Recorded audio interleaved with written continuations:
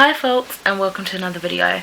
Today I'm going to be reviewing The Haunting of Alejandra by Castro, which I received through Hear Our Voices for one of their book tours. I'm going to be releasing this earlier than my book tours because my stop is to release favourite quotes. So if you're interested in that, stay tuned. I think it's like the 20-something of April, and it'll be on my Instagram where I share those. But let's dive into the synopsis. So, a woman is haunted by the Mexican folk demon La Llorona as she unravels the dark secrets of her family history in this ravishing and provocative horror novel. Alejandra no longer knows who she is. To her husband she is a wife, and to her children a mother. To her own adopted mother she is a daughter. But they cannot see who Alejandra has become, a woman struggling with the darkness that threatens to consume her. Nor can they see what Alejandra sees. In times of despair, a ghostly vision appears to her, the apparition of a crying woman in a ragged white gown. When Alejandra visits a therapist, she begins exploring her family's history, starting with the biological mother she never knew. As she goes deeper into the lives of the women in her family, she learns that heartbreak and tragedy are not the only things that she has in common with her ancestors, because the crying woman was with them too. She is La Llorona, the vengeful and murderous mother of Mexican legend. And she will not leave until Alejandra follows her mother, her grandmother, and all the women who came before her into the darkness. But Alejandra has inherited more than just pain. She has inherited the strength and the courage of her foremothers, and she will have to summon everything they have given her to banish La Llorona forever. I ended up giving this a 4 out of 5 stars.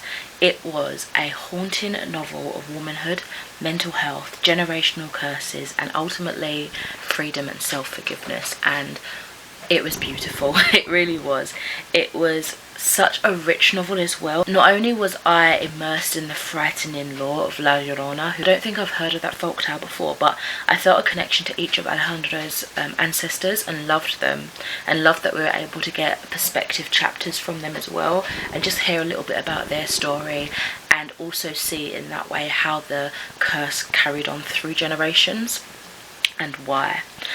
I just wanted to cuddle Alejandra. Not being a mother myself, I can only imagine how difficult and lonely these dark, depressive feelings of not feeling good enough in yourself, not only in yourself, but in being a mother, being a wife, and all these things that you're taught that that's all you're going to amount to, and how you're feeling trapped and then feeling guilty for feeling those ways.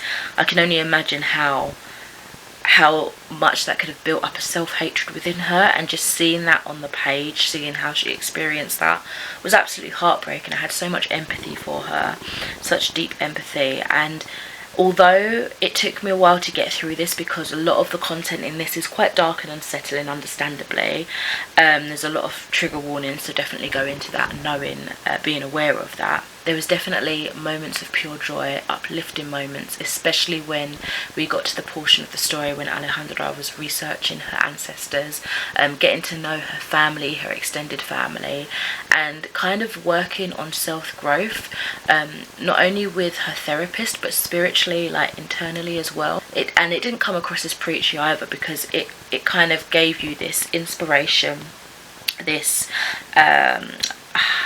I don't know, advocation for self-help. Again, whether that is, you know, the spirit of yourself or is a belief in a higher power. It just was so beautiful and fundamental in her growth as a character, and in her better state of mental health as well as the more fantastical element of the generational curse that manifested itself as this horrifying entity that was plaguing her and her children. The strength and female kinship that displayed in this novel was absolutely breathtaking. It felt visceral, it felt attainable as well, reading that. And yeah, this was just such a strong novel, battling the struggles of the mind, manifesting again into that physical, sinister entity. And it was just such an incredibly empowering read. I absolutely adored my time reading this.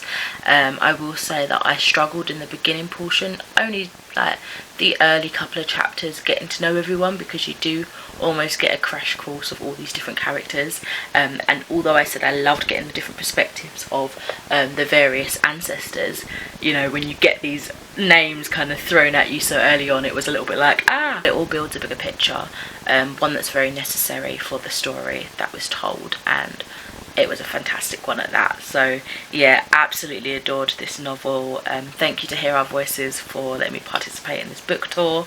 I'll definitely be looking out for more books by this author, and as I said earlier in this video, definitely keep an eye out on my Instagram near the end of April. My favourite quotes post that I'll be sharing for my tour stop. See you in the next video soon. Bye.